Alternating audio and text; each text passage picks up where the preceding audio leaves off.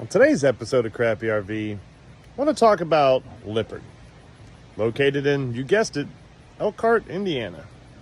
I was walking around my RV and I noticed some things. See that pin box there? It's made by Lippert.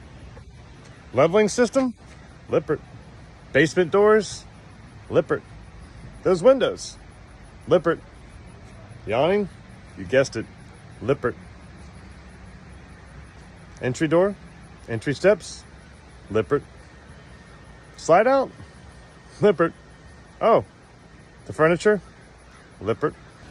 Did you also know that they make water heaters, air conditioners, appliances, braking systems, vents, the bed lifts, showers, fireplaces?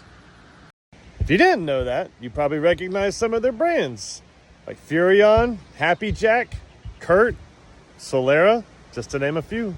So my question is, why don't they just make the RV themselves? Well, where's their competitor? Makes you wonder, doesn't it?